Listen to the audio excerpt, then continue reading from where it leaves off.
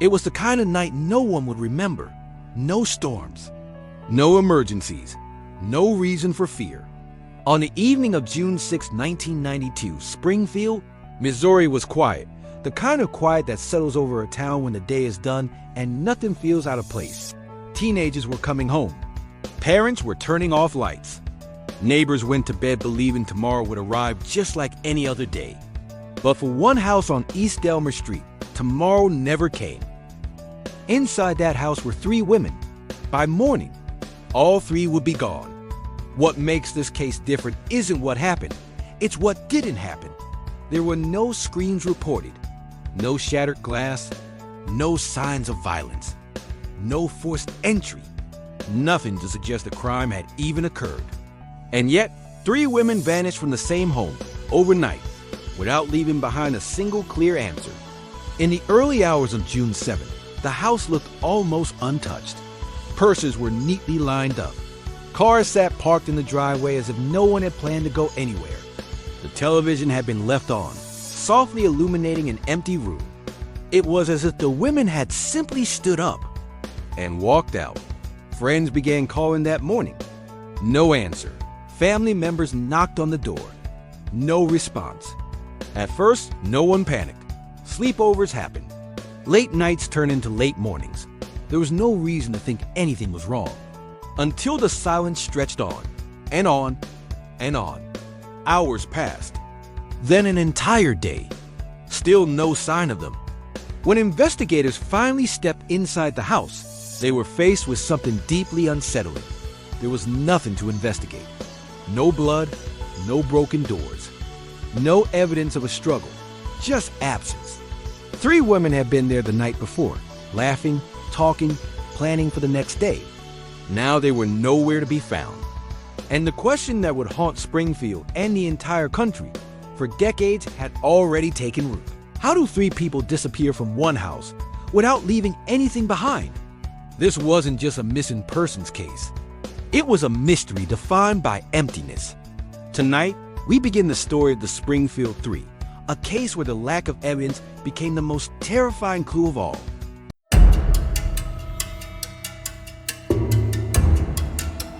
Before they became a mystery, they were simply people with routines, plans, and lives that felt ordinary.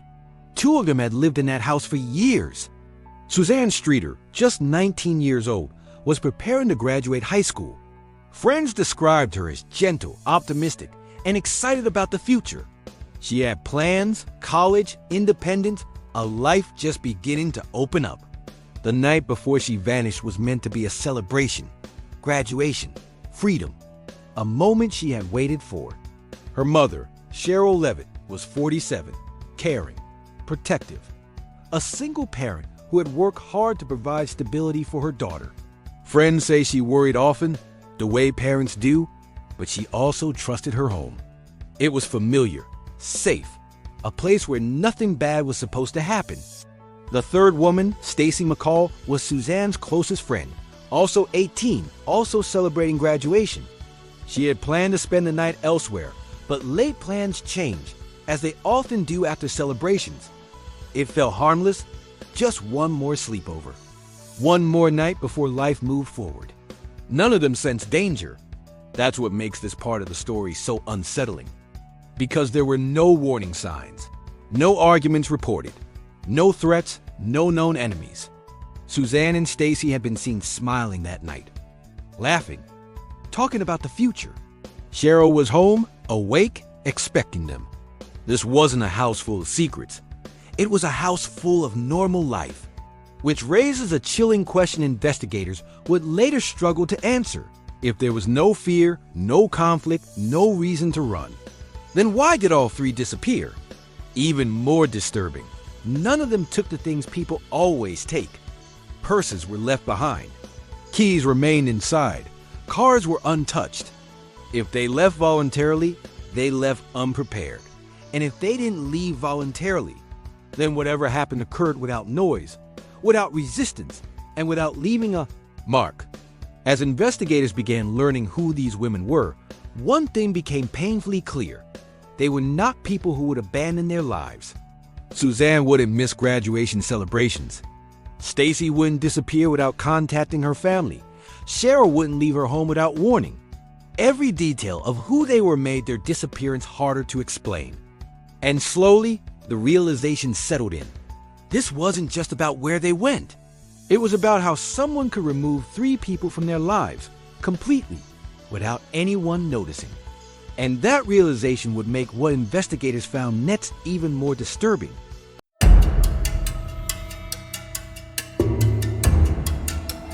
When investigators arrived at the house on East Delmer Street, they expected answers. What they found instead was nothing. No broken doors, no shattered windows, no overturned furniture. The home looked exactly like it had the night before, frozen in time. Inside, purses were neatly lined up. Wallets still held cash. Car keys sat where they had been placed. Even cigarettes were left behind, untouched. These weren't the signs of people planning to leave.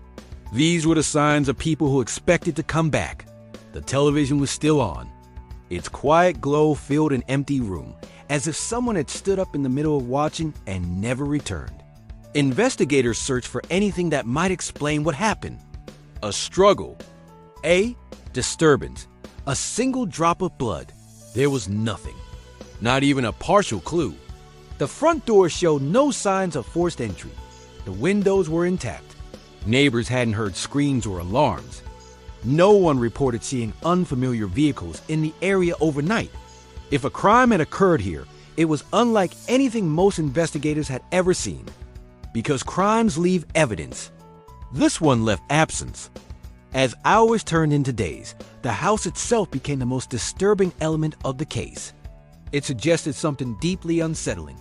Whatever happened inside that home occurred quietly, with control, and without resistance. And that raised a terrifying possibility. Someone may have been invited in, or worse, someone was already there. Investigators began asking questions that had no comfortable answers. How do 3 women leave a house without taking anything they need? Why were personal belongings untouched?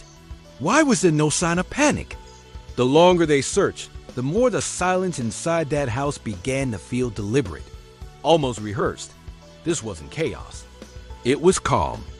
And calm, in a disappearance like this, can be far more frightening than violence, because it suggests planning and intention. The house on East Delmer Street wasn't a crime scene in the traditional sense. It was something far more unsettling. It was a place where 3 lives ended, without leaving a single trace behind. And as investigators stood in that quiet home, one question echoed louder than all the rest. If nothing happened here, then where did it happen?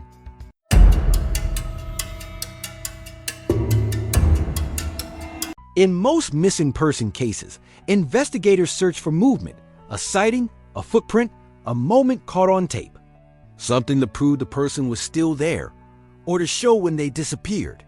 In the case of the Springfield Three, that moment never came. Security cameras existed in the area. Traffic passed nearby. Gas stations, stores, and intersections operated as usual that night. But when investigators reviewed available footage, they found something chilling. There was no clear image of the women leaving. No confirmed video of Suzanne, Stacy, or Sherrill walking away from the house. No footage showing them entering a vehicle. No timestamp that could anchor their disappearance to a specific moment. It was as if they had vanished between frames. What investigators did find only deepened the mystery. Nearby cameras showed normal activity, cars driving by, people coming and going, but nothing that stood out. No suspicious van. No unfamiliar figure approaching the house. No obvious sign that something was wrong. And that absence of evidence became a problem. Because without footage, there was no timeline, no exact hour, no confirmed direction, no moment to point to and say, this is when everything changed. Witnesses offered fragments, vague memories, unclear sightings, but nothing that could be verified. Some believed they heard noises late at night. Others thought they saw a vehicle parked briefly nearby, but nothing could be proven. In a case already defined by silence, the lack of camera evidence made everything worse. It meant investigators couldn't confirm whether the women left willingly or were taken. It meant every theory remained possible, and none could be ruled out. And it meant that whatever happened that night happened without being seen. The idea that three women could disappear in a modern neighborhood with cameras nearby without being clearly captured sent a quiet chill through investigators. Because it suggested something deeply unsettling. Either the moment of disappearance was incredibly brief, or it was carefully timed. And as days passed with no footage, no arrests, and no confirmed sightings, one truth became impossible to ignore. The last time anyone truly knew where the Springfield Three were was inside that house. After that, the story dissolves into shadows.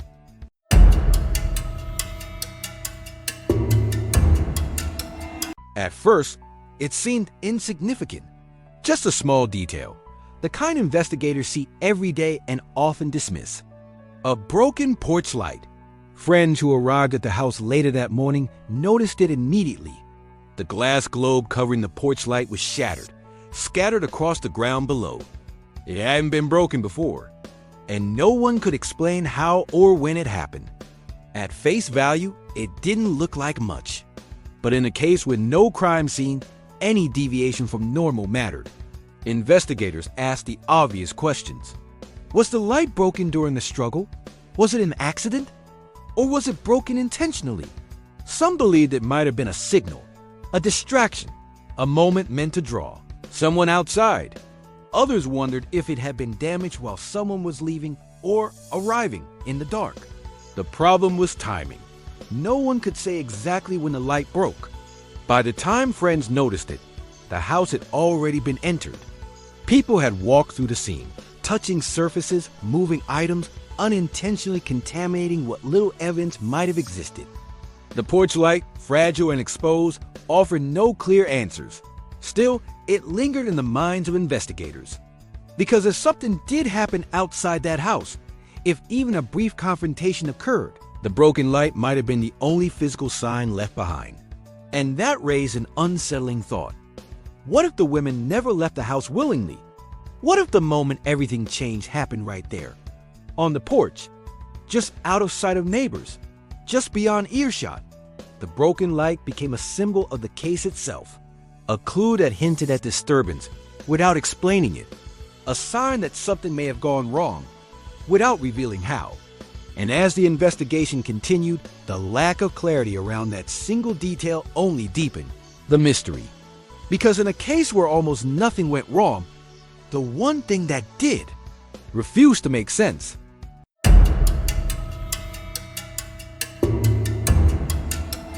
If the house had spoken, it might have told investigators everything, but instead, it rang. In the days following the disappearance, friends and family members began receiving phone calls, strange, silent calls that offered no answers and raised new fears. When some calls were answered, there was nothing on the other end. No voice, no breathing, no background noise. Just silence. Other times, the line would disconnect the moment someone picked up. At first, investigators believed the calls might be pranks. In high-profile cases, that happens. People insert themselves into the story, seeking attention, excitement, or control. But these calls were different. They were persistent. They were timed, and they felt intentional. Calls came in late at night, early in the morning, at moments when anxiety was already high. Each unanswered ring reopened the same question. Was someone watching? Or worse, was someone trying to communicate without being heard? Investigators traced what they could, but technology at the time offered little clarity. No definitive source, no identity, no explanation, and then the calls stopped. As suddenly as they had begun, leaving behind nothing but unease. To this day, no one knows who made those calls or why. Were they connected to the disappearance? Were they a cruel coincidence? Or were they the only attempt at contact interrupted by fear? In a case already defined by silence, the calls felt like something breaking through only to vanish again. And that possibility haunted investigators. Because if the calls were connected, they suggested something terrifying. Someone knew what happened. Someone was close enough to reach out, and someone chose not to speak. As the investigation pressed on, The phone lines went quiet, but the questions they raised never did. And with no suspects, no arrests, and no clear direction, the case began drifting into a dangerous place. A place where theories take over, and answers slip further away.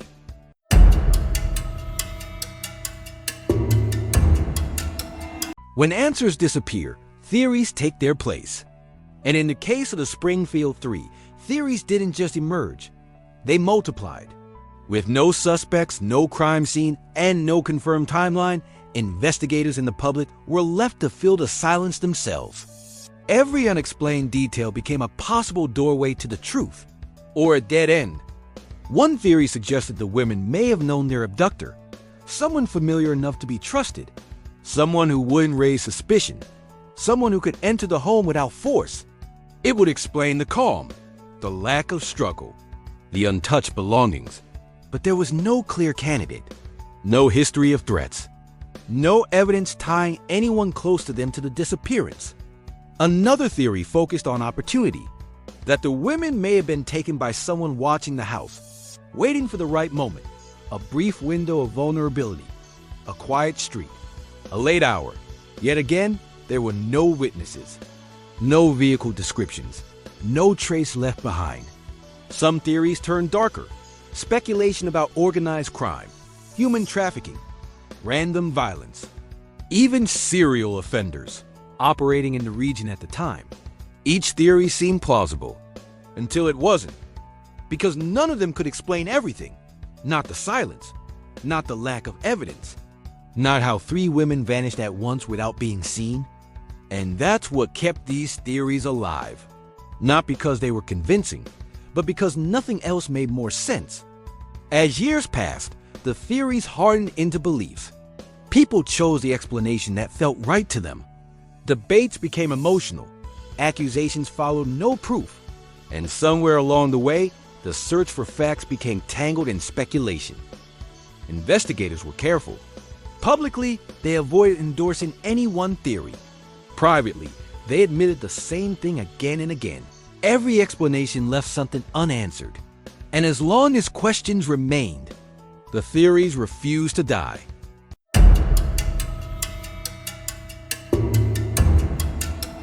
As years passed, one question grew louder than all the rest. Why was no one ever arrested? In most cases, even without a body, patterns begin to form. Suspects emerge. Timelines narrow. Pressure builds. But with the Springfield Three, the investigation seemed to stall almost as soon as it began. From the start, investigators faced an enormous obstacle: the lack of evidence. No crime scene meant no forensic trail. No confirmed timeline meant no clear window to focus on. And without witnesses or footage, there was nothing concrete to pursue. Early missteps only made things worse. The house had been entered by friends before police arrived, unintentionally contaminating the scene. Items were moved. Potential clues were disturbed. Whatever fragile evidence may have existed was likely lost within hours. Leads did come in, hundreds of them. Tips were called in from across the country.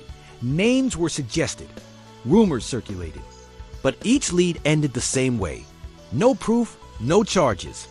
Investigators questioned people of interest, but none could be placed at the scene. No physical evidence tied anyone to the disappearance. No confession ever held up under scrutiny. And so the case drifted into a gray area. Too serious to close. Too empty to solve. Over time, resources shifted. New cases demanded attention.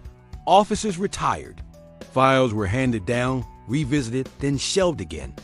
The disappearance of 3 women became something law enforcement quietly acknowledged. A case defined by what it didn't have. No arrest wasn't the result of indifference. It was the result of a mystery that never offered a single solid thread to pull. And as decades passed, one truth became painfully clear. Without new evidence, the case could not move forward, which meant the families were left waiting, not for justice, but for something to finally break the silence.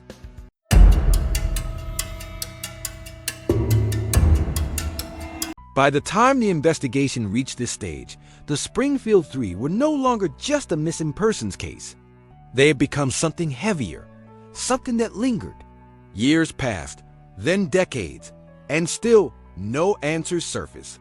The disappearance refused to fade, resurfacing again and again whenever similar cases emerged, or when new generations encountered the story for the first time. Investigators admitted what few wanted to say out loud. This case was haunting not because of what was known, but because of what wasn't. There was no defining moment to point to, no suspect whose story unraveled, no piece of evidence that suddenly made everything clear. Instead, there was a growing sense of unease. The idea that three women could vanish from a home without leaving behind fear, noise, or resistance challenged every assumption about safety. It made people uncomfortable, not just in Springfield, but everywhere. Because if it could happen there, it could happen anywhere. The case lingered in law enforcement circles as a reminder of vulnerability, how quickly control can be lost when evidence disappears. Officers revisited files, compared theories, and quietly acknowledged the same truth. This was not a mystery that time had solved. It was one that time had preserved. Public interest never fully went away. Online discussions, documentaries, and renewed attention kept the case alive, not because new answers had emerged, but because the questions were too unsettling to ignore. And as the years stretched on, the haunting nature of the case became part of its identity. Not a story with an ending, but a warning without resolution. Because even now, no one can say what truly happened inside that house. And that lingering uncertainty leads directly to the most uncomfortable truth of all.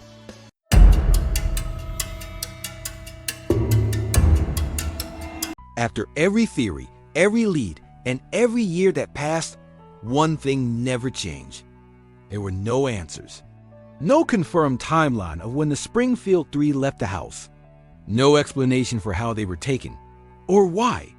No evidence strong enough to point to a single suspect. Investigators revisited the case again and again. Technology improved. New eyes reviewed old files. But without new evidence, the story remained frozen, just like the house was that morning in 1992. The disappearance of three women without a crime scene remains one of the most disturbing mysteries in American history because it defies logic. People don't vanish in groups. Crimes don't happen without noise. Homes don't empty themselves overnight. And yet, it happened. Somewhere, the truth still exists, locked inside memories, buried evidence, or knowledge that has never been spoken aloud. Until that truth comes forward, the case of the Springfield Three remains open, unfinished, unresolved, and unanswered. If you believe these stories matter, if you believe silence should never be the final word, subscribe to Unsolved USA, because every unanswered case deserves to be remembered.